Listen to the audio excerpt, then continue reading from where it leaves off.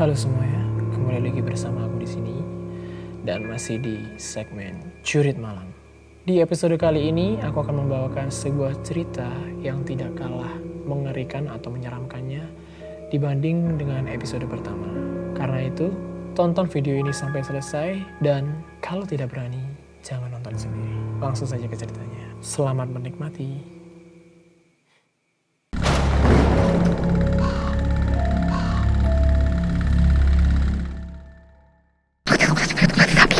Oke, langsung ke cerita. Kali ini cerita ditulis oleh Adle Muhammad yang berjudul Cuci Muka. Aku termasuk orang yang tertib kebersihan, terutama wajah. Hampir setiap malam sebelum tidur aku selalu cuci muka agar kotoran dan debu setelah beraktivitas seharian tidak menimbulkan jerawat. Namun, setelah kejadian waktu itu, aku menjadi risih ketika hendak cuci muka ke kamar mandi yang tepatnya berada di dekat sumur. Sumur yang menjadi sumber utama air di kontrakan kami. Begini kejadiannya. Waktu itu malam Jumat, aku baru pulang ke kontrakan sekitar jam 10 malam.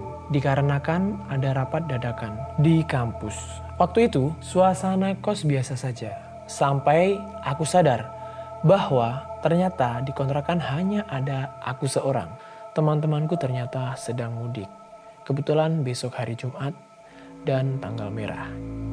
Enak memang kalau jadi perantauan yang rumahnya tidak terlalu jauh. Apalah aku yang hanya mudik ketika libur semester genap saja. Itu pun kalau tiket pesawat lagi murah.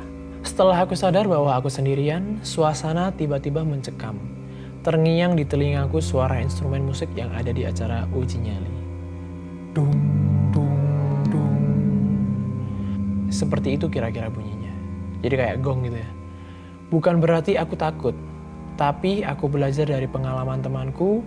Dulu ketika dia sendirian di kontrakan ini, dia melihat sosok bayangan putih di dekat sumur dan dia pingsan di tempat. Dari situlah aku was-was. Kadang memikirkan seperti apa wujud bayangan putih itu sebenarnya, sehingga membuat temanku yang sebenarnya dia itu pemberani jatuh pingsan. Masa bodoh dengan bayangan putih itu. Toh, kalaupun aku melihatnya, aku tinggal tutup mata dan membaca ayat kursi. Malam itu aku hendak tidur jam 11 malam. Seperti biasa, sebelum tidur aku cuci muka terlebih dahulu. Tapi ketika hendak cuci muka, airnya kok gak mau keluar sih, lirihku. Terpaksa aku mengecek pompa air dekat sumur. Masalahnya ketemu. Pompa air belum dinyalakan, tangkinya kosong, lalu pompanya aku nyalakan. Ketika hendak kembali menuju kamar mandi, tak sengaja aku menginjak sesuatu yang aku yakin 100% aku menginjak jari tangan lengkap dengan lengannya. Aku tahu karena aku tidak pakai alas kaki waktu itu. Posisi kakiku dan tangan yang kuinjak sejajar. Sangat jelas dirasakan, tapi aku tidak mau melirik ke bawah sedikit pun, meski hanya memastikan. Serem guys, ini benar-benar serem. Jadi setelah dia di kamar mandi, dia itu ngecek bahwasannya airnya kok gak nyala. Terus dia pergi ke sumur, lalu mengecek ternyata pompanya itu belum nyala dan tangkinya kosong. Lalu dia nyalain, setelah dia nyalain, dia kembali lagi ke kamar mandi. Tapi di saat dia kembali dari sumur ke kamar mandi, dia menginjak sesuatu yang dirasanya itu adalah tangan lengkap dengan lengannya. Dia bisa merasakan karena dia nggak pakai alas kaki ya sedikit pun gitu ya. Jadi kayak dia nyeker atau telanjang kaki gitu ya. Dan kakinya itu sejajar kanan kiri gitu, ngerasain semua. Yang kaki kiri ngerasain jarinya, yang kaki kanan itu ngerasain ada lengan gitu. Jadi lengkap lengannya gitu diinjak oleh dia gitu. Anjir, merinding guys. Lanjut. Tanpa pikir panjang, aku langsung lari ke kamar mandi. Bukannya malah ke kontrakan. Bodoh memang aku. Mau gimana lagi? Jarak yang paling dekat dari sumur itu kamar mandi. Wah, aku tutup pintu dengan keras. Nafasku tidak karuan. Pikiranku tidak rasional memikirkan tangan tadi. Setelah lebih tenang, ku nyalakan keran air. Suara gemercik air ini membuat suasana lebih mencekam. Tapi menjadi romantis jika dibaringi dengan buang air besar. Seperti biasa lah ya, kalau semisal kita boker gitu ya, terus kita nyalain air keran gitu kan, bisa menenangin hati gitu. Jadi kayak damai gitu kan. Sedikit ku percepat gosok gigiku dan dilanjut dengan cuci muka. Saat cuci muka, di mana kondisi muka penuh dengan busa sabun, aku hanya bisa memejamkan mata sambil membersihkan hampir semua bagian muka.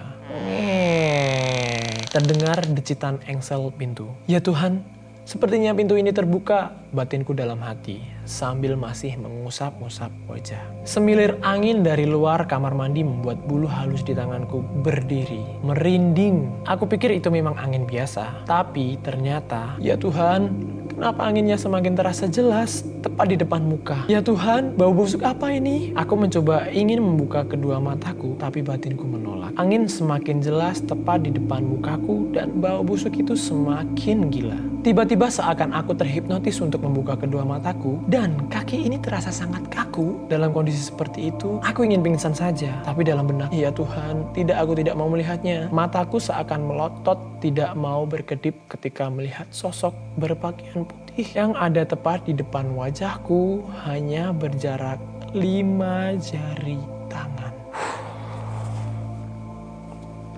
Sosok itu, kepalanya sesekali menggeleng-geleng ke samping. Mulutnya terbuka lebar, sesekali meniup-niup, dan baunya sangat busuk. Matanya merah menyala, tidak mempunyai hidung, tapi tulang tengkorak hidungnya terlihat dan penuh dengan darah serta belatung.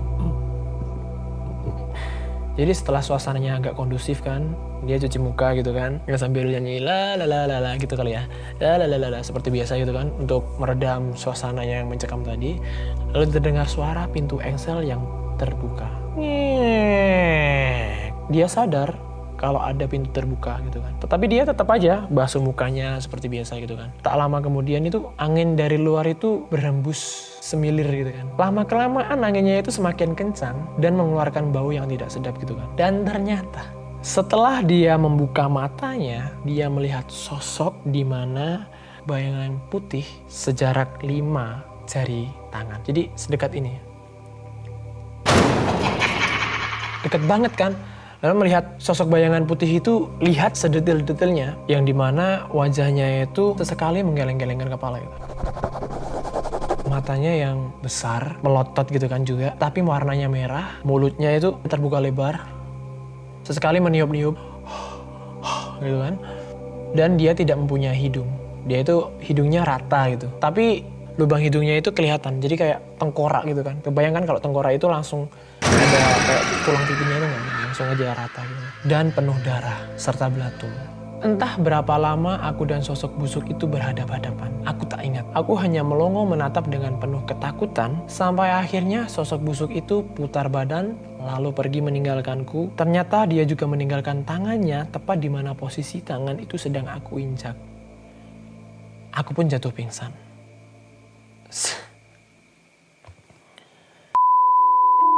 Oke, jadi teman-teman, sekian cerita Jurit Malam episode 2 ini. Gimana menurut kalian? Kalau aku sih, ini serem, bener ini serem. Good sih penulisnya. Entah ini kisah nyata atau hanya fiksi belaka, tapi bener-bener ini kisahnya keren. Bisa membuat kayak menakutkan gitulah ya. Jadi segitu aja video kali ini. Sampai jumpa di next video.